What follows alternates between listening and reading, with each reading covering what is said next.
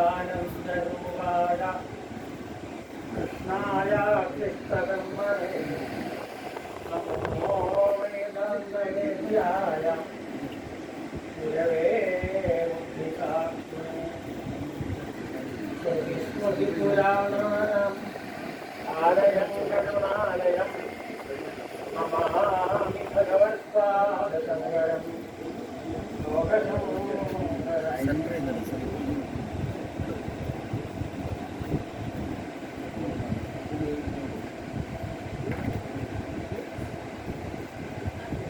ഒരു സത്സംഗം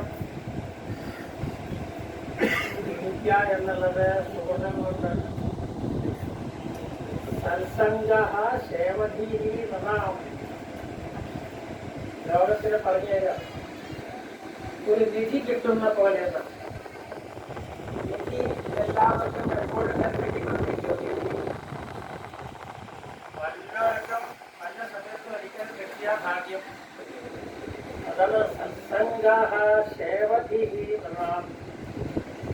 മനുഷ്യർക്ക് ഒരു നിധി കിട്ടുന്ന പോലെയാണ് ഒരു സത്സംഗം, സജ്ജനങ്ങളെ കാണുന്നത്.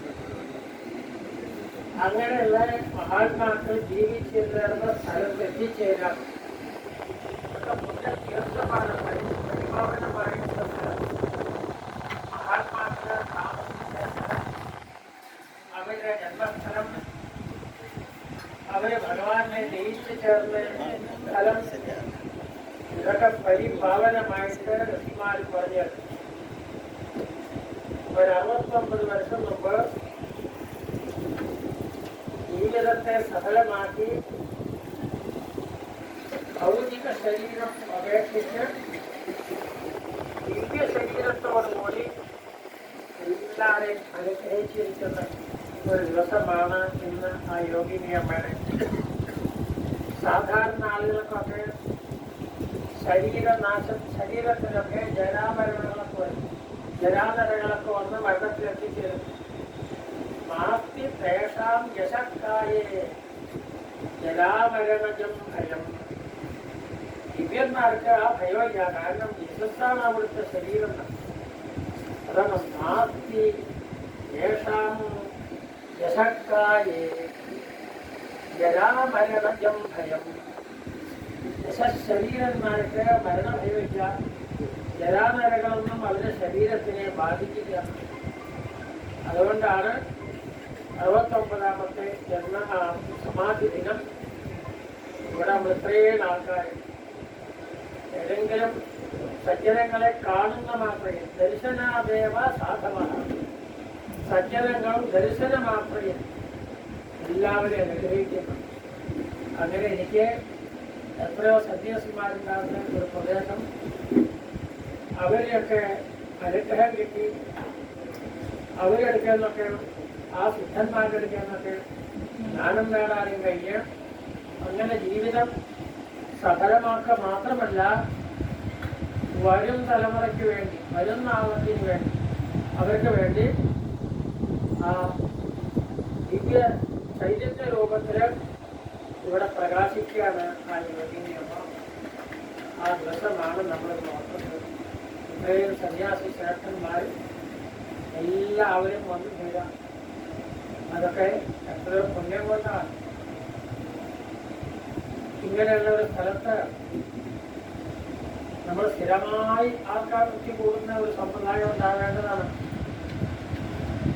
എല്ലാവരും ഒത്തുകൂടുക, ആധ്യാത്മിക ഗ്രന്ഥങ്ങൾ പരിശീലിക്കുക.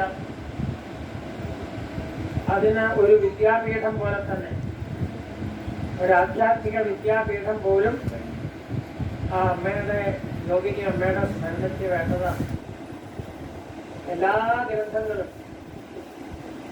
നമുക്ക് വേദാന്ത തത്വങ്ങൾ, വേദാന്ത ഗ്രന്ഥങ്ങളൊക്കെ പഠിക്കണമെങ്കിൽ, ധർമ്മശാസ്ത്ര ഗ്രന്ഥങ്ങൾ പഠിക്കണമെങ്കിൽ ആദ്യമായിട്ട് വേണ്ടത് സംസ്കൃത ഭാഷാ പരിചയം.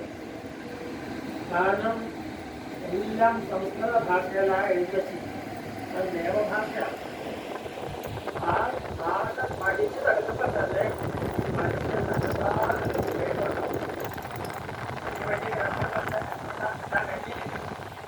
സംസ്കൃത ഭാഷ കൈകാര്യം ചെയ്യാൻ അറിയണം.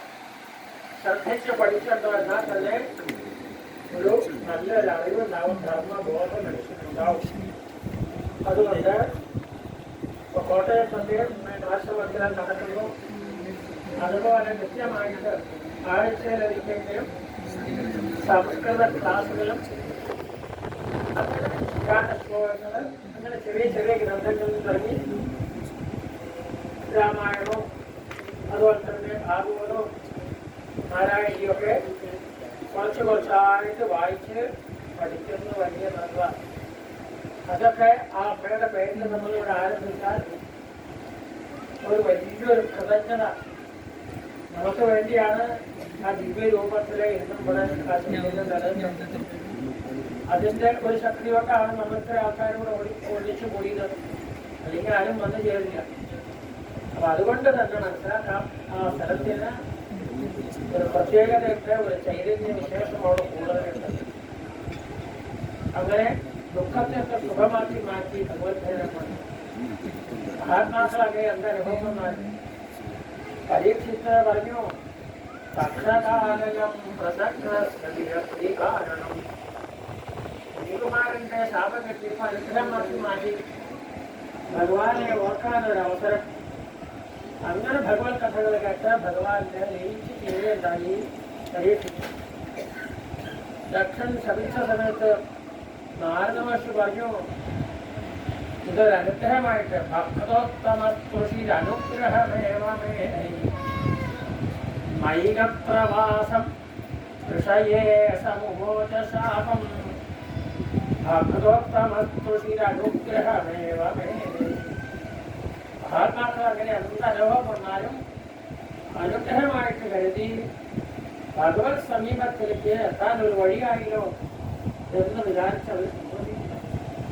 അങ്ങനെയാണ് ആ യോഗിനി അമ്മയെ മറ്റെല്ലാം നല്ല അനുഭവം വന്നപ്പോൾ അതൊക്കെ ഭഗവാന്റെ കയ്യിൽ തിരിയാനായിട്ട് അന്ന് അത് ഉപയോഗിച്ചു. എല്ലാവർക്കും മാതൃകയായിട്ട് ഇന്നും ദിവ്യ രൂപത്തിന് ദിവ്യ ചൈതന്യമായിട്ട് ഇവിടെ പ്രകാശിച്ചുകൊണ്ടിരിക്കുന്നു. അതെ, അമ്മയുടെ 69ാമത്തെ ആ ജന്മദിനത്തിൽ നമ്മൾ ആ അമ്മയൊന്നും ഓർത്താൽ തന്നെ വലിയൊരു കാര്യമാണ്. നോക്കൊക്കെ അതിൻ്റെ സുഖം കിട്ടും. നമ്മുടെ പൂർവ്വന്മാരെ ചെയ്യുന്ന സുഖം കൊണ്ടാണ് നമുക്ക് എന്തെങ്കിലും സത്സംഗം എന്തെങ്കിലും ഒരു നല്ല കാര്യം ചെയ്യാനോ അതിൽ പങ്കെടുക്കാനോ നമുക്ക് കഴിയുന്നത് ആ വലിയൊരു സുഖം കൊണ്ടാണ്. വില്യമംഗലം സ്വാമിയാരാണ് കാസർഗോഡ് നിന്ന് പുറപ്പെട്ട് അനന്തൻകാട്ടിലെത്തി പത്മനാഭസ്വാമിയെ ദർശിച്ച് ആദ്യമായിട്ട് പുഷ്പാഞ്ജലി ചെയ്ത് ശങ്കരാചാര്യരുടെ ശിഷ്യന്റെ ശിഷ്യനാണ് വില്യമംഗലം. ആ പരമ്പരയിലെ കണ്ട ആളുകൾക്കൊക്കെ അവിടെ പുഷ്പാഞ്ജലി. അതിൽ ചേർന്നപ്പോഴേക്കും ഏറ്റവും വലിയ സ്ഥാനം പത്മനാഭസ്വാമിയെ പൂജിക്കാനൊരു അവസരം. ഇതാണ് സജ്ജനങ്ങളോട് ബന്ധപ്പെട്ട് എന്തിലെങ്കിലും ഒന്ന് ചേർന്നുണ്ടെങ്കിൽ അവരെ സ്മരിച്ചാൽ തന്നെ അവർ വലിയ അനുഗ്രഹങ്ങൾ നമുക്ക് തരും. ഒരു നദി എങ്ങനെയാണോ പർവ്വത്തിൽ നിന്ന് പുറപ്പെട്ട് അനേകം സ്ഥലങ്ങൾ ശുദ്ധീകരിച്ച് അവസാനം സമുദ്രത്തിൽ എത്തിച്ചേരും, അതുപോലെ ആ പരമ്പരയിൽ നമ്മളൊന്ന് പെട്ടാൽ മതി. നമ്മളും അവരെത്തിയ പോലെ ആ പുണ്യ സ്ഥലത്ത് ആ പൂർവപദത്തിൽ എവിടുന്നാണോ മസ പുനരാവർത്തതേ തിരിച്ചു പോരണ്ടാത്ത ഒരവസ്ഥ ആ പുണ്യലോകത്ത് എത്തിച്ചേരാനായിട്ട്. അപ്പോൾ അതുകൊണ്ട് ആ യോഗിനിയമ്മയുടെ പേരിൽ നമ്മൾ ഇവിടെ സംസ്കൃത പഠനവും പുരാണങ്ങളും ധർമ്മശാസ്ത്രങ്ങളൊക്കെ പഠിക്കാൻ ഉള്ള പരിഹരിക്കാനുള്ള ഒരവസരവും കൂടി നമ്മൾ ഇതിനോടനുബന്ധിച്ച് ഇവിടെ ആരംഭിക്കട്ടെ എന്ന് മാത്രം പ്രാർത്ഥിച്ചുകൊണ്ട് ഇവിടെ വരാനും അമ്മയ്ക്ക് തന്നെ പുഷ്പാഞ്ജലി ചെയ്യാനും ആ പ്രസാദമെല്ലാം സ്വീകരിക്കാനും കഴിഞ്ഞ വലിയൊരു ഭാഗ്യമായിട്ട് കരുതുന്ന പരമ്പര